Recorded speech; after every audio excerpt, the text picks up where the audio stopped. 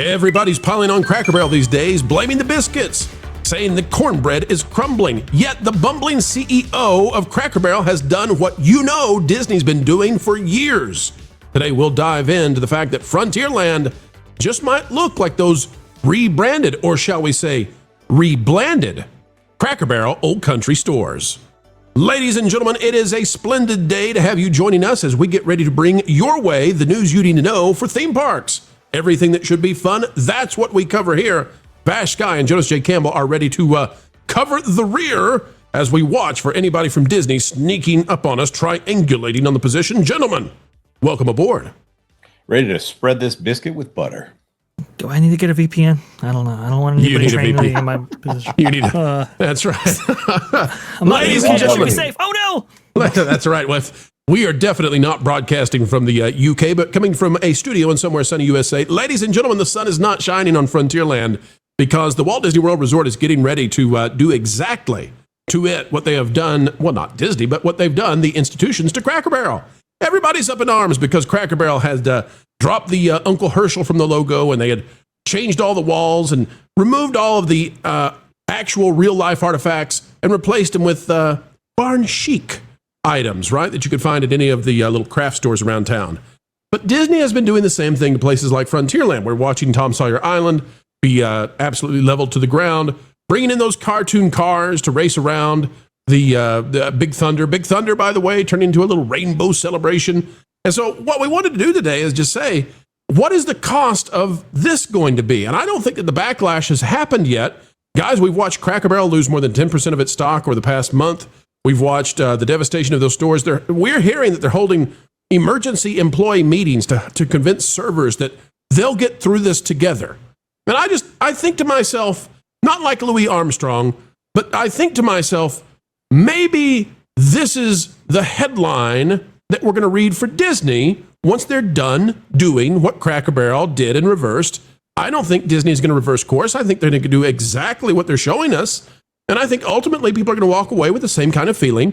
And we're going to have this torrential outpouring of dislikes for all the stuff that they've doubled down on. And I just wondered if you guys thought maybe Disney is Cracker Barrel 2.0 coming out in a couple of years or longer.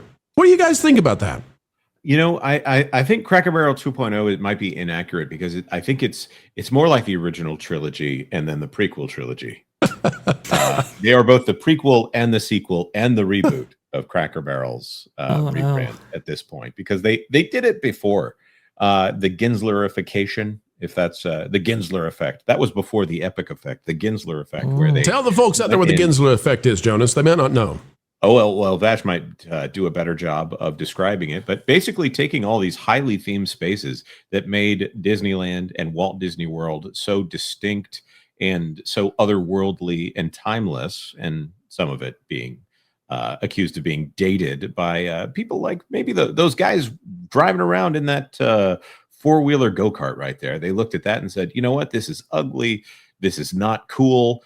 I need to come in with my Nikes and my no undershirt and button-up white sleeve V-neck. Can I explain that, Jonas, though? Here. So yeah. What you're talking about is those Imagineers riding the little ATV, right? Yeah, maybe specifically. Right, so what they're doing is they came in and said, you know that historic boat, and you know the rivers, and you know the lush island.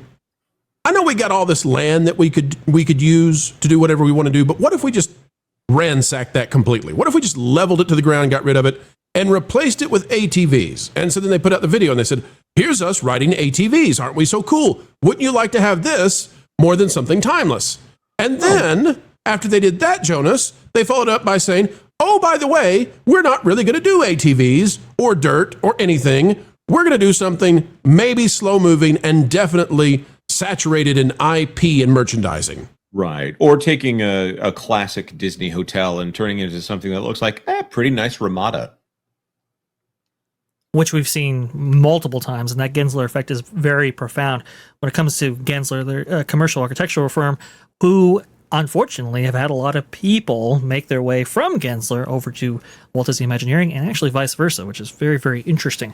But because of that influence, because of this commercial architecture mindset, it really has stripped away much of the theming that we've seen at, or historically at resort hotels all across Walt Disney World.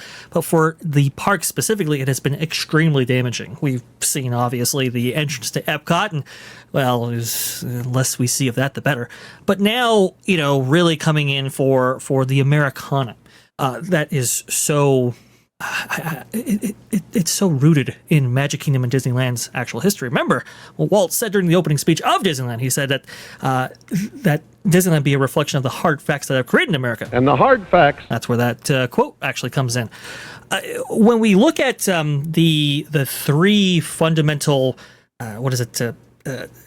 emphasizations by the actual Imagineers for the future of Frontierland, they're saying three things: chasing your dreams, writing your own folktale, and the setting isn't the story. And that's a key focus that they want to embrace for upcoming Frontierland projects. They should ask the Cracker Barrel. They should ask the Cracker Barrel CEO if that's true now. Yeah, exactly. That's very, very true.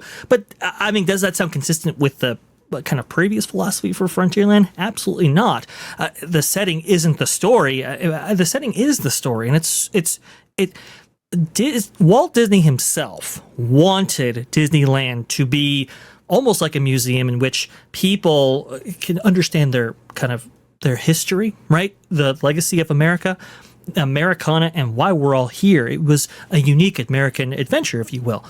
And Magic Kingdom reflected that mindset, and that's been the case for, over 50 years.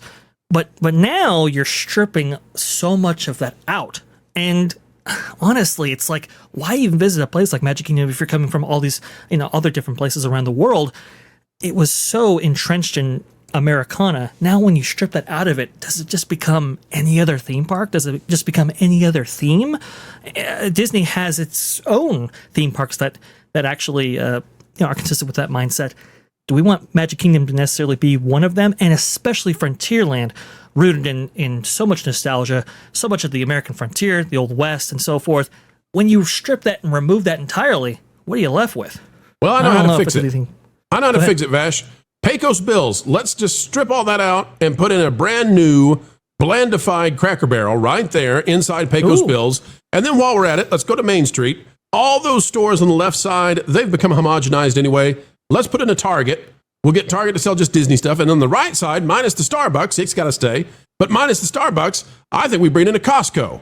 Listen, Target on the left, Costco on the right, Dapper Dan's, you can sing about the latest sales, and everything will go just well. And move on down to the Country Bear Jamboree, where they're singing the latest by Taylor Swift, and you can go get your Cracker Barrel right beside it, and we'll just have a good old fun, modernized Disney time. Where's the Jimmy Kimmel animatronic at? I need one of those. Well, that's just it, right? And when we look at the Cracker Barrel redo, right, and what may have influenced that decision, I think they were saying that, a lot of our clientele is older and their consumer habits have changed post-pandemic, so we have to get a new clientele in right here. To be honest, that's a lot of the same calculus Disney might be making with Frontierland. Well, we have aging, Disney adults who might care about these things, but the younger generation doesn't. Let's go ahead and make this more relevant, more timeless or whatever. Let's make them more hip, more now. But is that going to fix your issues? One, in Cracker Barrel's case, it did not at all. And look at the people making those decisions. They're the same institutional investors that are kind of running both companies. You have a lot of BlackRock and Vanguard making decisions over there for Cracker Barrel, and similarly with the Walt Disney Company. And I think this is why the mindsets and why these companies are doing what they're doing and how they're going about it is so similar. It's a lot of the same people. I expect when they do the Carousel of Progress changes, I expect Patricia, the daughter at Carousel of Progress, to be a minority lesbian. And I fully expect that Uncle Orville is going to be a furry. Jonas, what do you say? No privacy whatsoever. If he wants to handle his business elsewhere, I don't know. All the privacy you need, Orville. Right. Whenever you really caught me off guard there, bro. I'll admit it. Sorry. Listen, I heard that they brought in a litter box for Uncle Orville, and I got worried. Well, it was part of his new cooling system for the this heat wave that we're having down in Florida. Progress, always making progress, eh? It's only affecting Disney, but not affecting Universal somehow. When it comes down to it, this is a company that needs to run with a tight group of creatives, as opposed to a committee trying to please the shareholders. I get it. The shareholders need to be in there somewhere in the mix, but it seems like most of the things that they're doing are in order to maximize margins, maximize returns. Whereas in the end, it seems that they have abused a system that used to be known for magic and now is known for money, margins. It's the most marginal place on earth. That's perfect. Can I steal that, Jonas? Can I steal that from you? The most marginalized place on earth? I love it. Well, I think if we say marginalized, that may be what they're talking about for Carousel of Progress. Well, we'll accidentally add to the problem. Folks, you can help us definitely not add to the problem, but maybe add to the problems that Disney has when they try to Cracker Barrelify their Frontierland. Click the like button. Send this sucker out across the YouTubes and the fruited plains of the US of A. Also, share, subscribe, and drop a comment down below. Let us know what you think they'll do to the Carousel of Progress, but keep it clean, ladies and gentlemen. Don't have any harm be brought to Rover.